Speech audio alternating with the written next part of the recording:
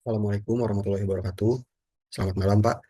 Perkenalkan, nama saya Muhammad Rafi Alandia dengan NIM 2022 31089 dari mata kuliah Metodologi Penelitian Ilmu Komputer kelas B.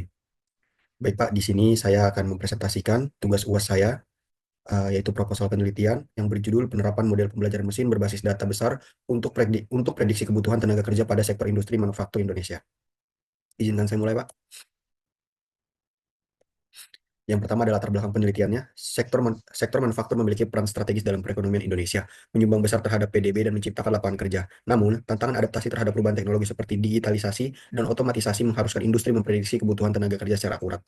Pendekatan berbasis pembelajaran mesin atau machine learning dan big data memungkinkan analisis data yang kompleks untuk memproyeksikan kebutuhan tenaga kerja sesuai tuntutan industri, sehingga meningkatkan efisiensi dan daya saing di era digital.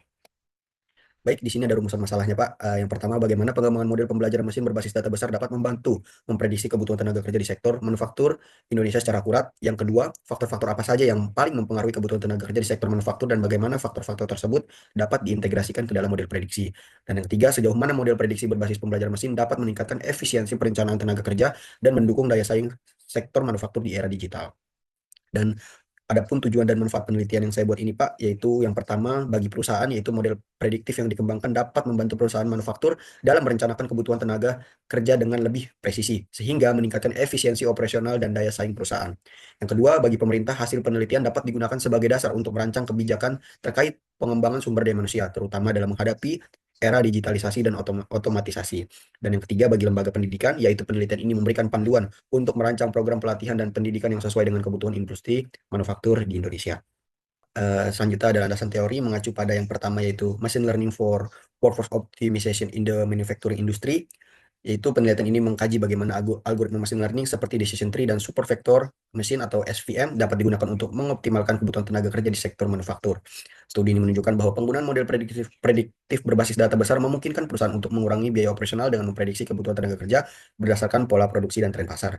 Yang kedua, Workforce Planning with Big Data, a Predictive Approach to Talent Management. Artikel ini menjelaskan penggunaan data besar dalam perencanaan tenaga kerja jangka panjang dengan memanfaatkan analisis prediktif. Penelitian ini membantu perusahaan memahami tren perubahan demografi tenaga kerja, sehingga dapat menyesuaikan strategi, rekrutmen, dan pelatihan. Hal ini relevan dengan penelitian saya karena menyajikan pendekatan berbasis data besar yang mendalam untuk kebutuhan tenaga kerja. Yang ketiga, AI-driven workforce forecasting in the age of industry 4.0. 4.0.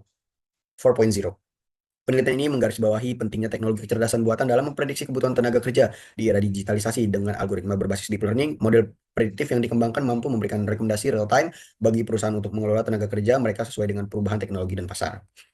Selanjutnya, kerangka pemikiran, penelitian ini mengintegrasikan pembelajaran mesin atau machine learning dan big data untuk memprediksi kebutuhan tenaga kerja di sektor manufaktur Indonesia. Big data digunakan untuk mengumpulkan informasi dari berbagai sumber, seperti tren pasar, produksi, dan teknologi. Data tersebut dianalisis dengan algoritma pembelajaran mesin, seperti regresi linear dan random forest, guna mengenali pola kebutuhan tenaga kerjanya.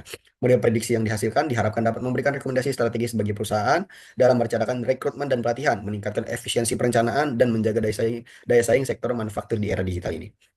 Lalu selanjutnya ada hipotesisnya, Pak. Penelitian ini mengajukan hipotesis bahwa model pembelajaran mesin berbasis big data dapat meningkatkan akurasi prediksi kebutuhan tenaga kerja di sektor manufaktur Indonesia. Model ini mampu mengidentifikasi pola kompleks yang tidak terdeteksi oleh metode tradisional dengan mempertimbangkan faktor seperti tren pasar, teknologi, dan permintaan produk. Integrasi big data diharapkan memberikan wawasan mendalam untuk mendukung perencanaan tenaga kerja yang lebih efisien, meningkatkan produktivitas dan daya saing industri di era digital. Analisa kebutuhannya, Pak, seperti gambar yang berada di sebelah kanan ini.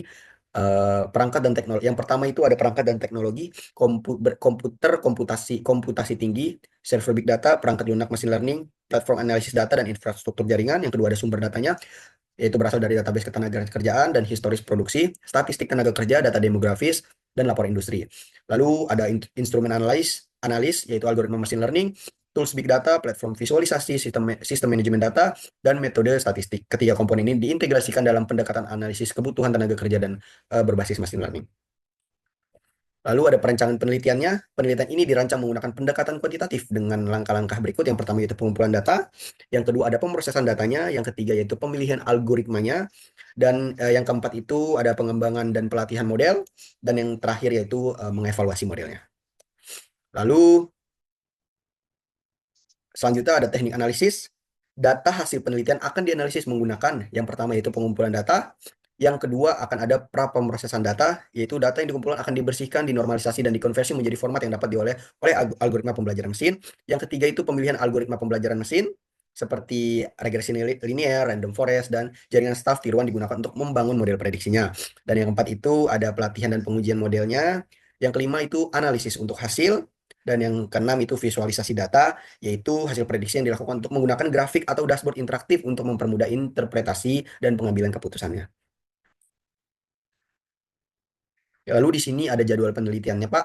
Yang pertama itu tahapan penelitian untuk persiapan dan data dan infrastruktur itu di bulan pertama, lalu di bulan kedua itu ada pengumpulan datasetnya, di bulan ketiga itu implementasi model machine learning, di bulan keempat juga dengan bulan ketiga sampai bulan keempat itu, dan bulan keempat itu dan bulan kelima pengumpulan pengumpulan dan analisis datanya, yang bulan kelima itu ada juga langsung interpretasi hasil, dan yang bulan terakhir atau bulan keenam itu penyusunan laporan akhir. Kesimpulannya Pak dari penelitian ini, penerapan model pembelajaran mesin berbasis Big Data merupakan langkah inovatif dalam mendukung sektor manufaktur Indonesia dalam menghadapi tantangan di era digital sekarang. Model ini memungkinkan analisis data besar dari berbagai sumber seperti tren pasar tenaga kerja, tingkat produksi, dan perkembangan teknologi, sehingga menghasilkan prediksi kebutuhan tenaga kerja yang lebih akurat dan relevan. Dengan kemampuan mengidentifikasi pola-pola kompleks yang tidak dapat ditangkap oleh metode tradisional, model prediksi ini membantu perusahaan merencanakan rekrutmen, pelatihan tenaga kerja, dan pengelolaan sumber daya manusia secara lebih efisien. Selain itu, integrasi teknologi big data dan pembelajaran mesin memberikan wawasan strategis yang membantu perusahaan menghadapi perubahan akibat digitalisasi dan otomatisasi, sekaligus mempertahankan daya saing di pasar global. Dan yang terakhir, kesimpulannya, model prediktif ini tidak hanya menjadi solusi praktis untuk meningkatkan efisiensi dan produktivitas sektor manufaktur, tetapi juga berperan penting dalam mendukung transformasi digital dan keberlanjutan ekonomi di Indonesia di masa depan atau di masa yang akan datang. Baik Pak, mungkin cukup sekian presentasi dari saya. Mohon maaf jika ada kesalahan dan kekurangan. Izin Pak saya tutup. Selamat malam. Assalamualaikum warahmatullahi wabarakatuh.